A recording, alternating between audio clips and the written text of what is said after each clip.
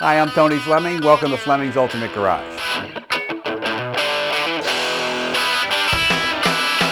Okay, just pull the hanging tag off of this car. This is this to me says muscle car, and not only does it say muscle car, it says I'm going to build just a few of them for one reason only, so I can race them, and that's what the factory did here. This is a real A12 coated 446 pack lift-off hood Roadrunner. It's what they call a 69 and a half.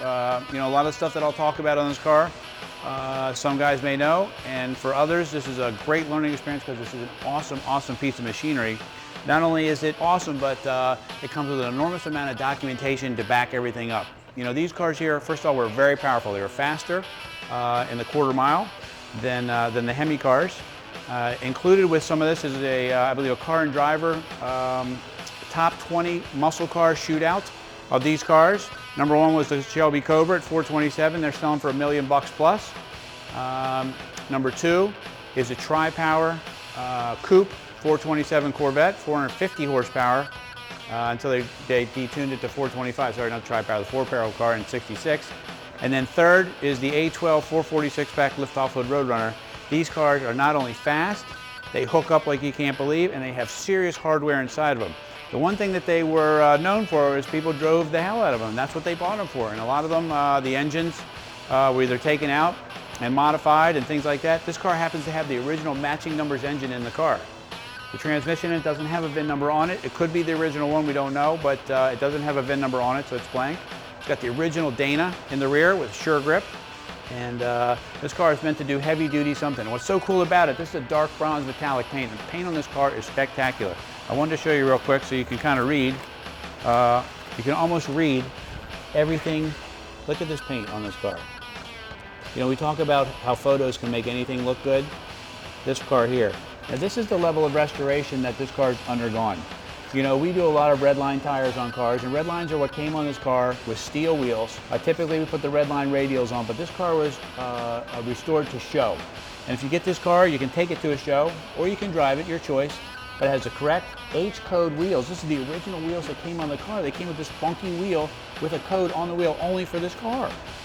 This has the belted redline tire on it instead of the radial, so it's not a modern size tire. It's exactly the way it would have rolled off the floor. It's an F70 15, and it's just beautifully done. The decals, all the stainless trim, the hood is in excellent shape. It's like this car here, somebody owned this car for a really long time. So what you get with this car, not only do you get correct codes, correct build numbers. This is number 90 in the Chrysler registry. So this car is actually registered in the Chrysler registry for the lift-off hood road cars. One of the things interesting about this is that they built most of the lift-off hood cars all at once. They stopped the assembly line, they built these cars, then they went back to building regular Roadrunners. And this car is in the sequence of that, and all the panels around the car show the VIN number on it. The radiator support has it, the engine is stamped with it.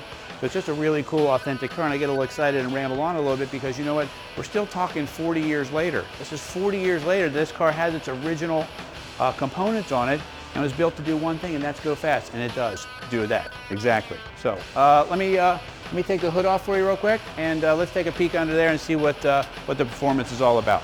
Let's take a walk around the restoration for a minute. Beautifully stamped with the original factory markings. This is the original fender tag, not a reproduction. Govier has authenticated this vehicle and shows it to be the real deal. Correct HP manifolds, 6-pack carburetors are under there. I know 2 of them are the correct 8 codes, the middle one may or may not be. But I mean, just beautiful stuff. The VIN number being under here, the VIN number being on the back quarter back there, the right radiator in it. And I look around the car, I've stopped sometimes talking because I'm just so enamored by how beautiful it is. You know, nothing's been modified on this car, nothing is upgraded. It's exactly the way it would have rolled out of the showroom floor with maybe an updated K&N air filter hidden inside there that you could never see. So other than that, I'd say that this is what they talked about. This car here was a little funky looking when it first came out of the hood, but anybody who knows muscle cars knows when you see that car, this car means business. Another nice thing too, got a real Mopar battery, not a battery topper. No power steering and no power brakes. This thing was meant to do one thing, lightweight, which it is, and fast. You know, these cars were rated at 390 horsepower, which is only 15 horsepower more than a car with just a 4-barrel. These cars were made closer to 500 horsepower. And the 6-pack motors, believe it or not, have different bottom ends in them than the stock 444 barrel engines that would have come in some of the other Chrysler cars. So they knew that these were heavy-duty machines, and they're built to stay together and perform their job well. Let's take a peek inside. I want to show you the continuation of the restoration and how beautifully done this car is. Like, look at this. All of this is bone stock. You know, nothing's modified. It does have seat belts in it. It's got the original dash in it. The nice thing about it, it's got the factory tack, got the thumb wheel radio in it. All the gauges and switches are in the right place. Got the beep beep horn. Headliner's new, carpet's new, and you got this right here, right next to your leg. And look at the way they so made this car ready to go fast. Look at this. It sits right here, right on your leg. Second, third, fourth, and game over. All those people get to see is these great looking tips that we're going to look at next. All new stainless, trim, taillights, locks, light bulbs, wiring. Underneath this car is painted also just like this. This is the detail I'm talking about. You know, you could easily stop with 4 tires and not spend the extra money on an extra wheel and extra tire. And this right here, this restoration has gone the extra distance.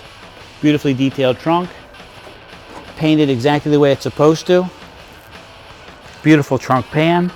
This is just a nice car. It's just, for me, it's so hard to believe that cars that were designed to go to a drag strip have held together so well and are still matching numbers and things like that, especially a 4-speed car. It goes to show that either A and B are together, but A, meaning the owner that had this car loved every minute of it and really took care of it. B, Chrysler built one hell of a car, and this car is evidence of that, or all of the above, and that's how you end up with a great piece like this. Just want to take a quick peek underneath. Not only is it painted, but what I love is seeing that, the Dana. Got the correct coated rear end, big leaf springs, gas tanks redone, all of it just beautifully, beautifully done on this car. Heavy duty brakes, things like that. You know, when these cars pulled up to the light, the 446-pack camshaft made quite a sound, so and the fact that it made it as a stock sound was even better. So how about I start it for you? It's coming through manifolds, bone stock the way it came off the floor.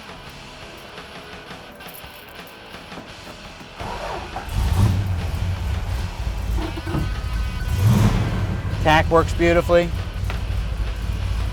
Listen to that rumble, man. Listen to that rumble.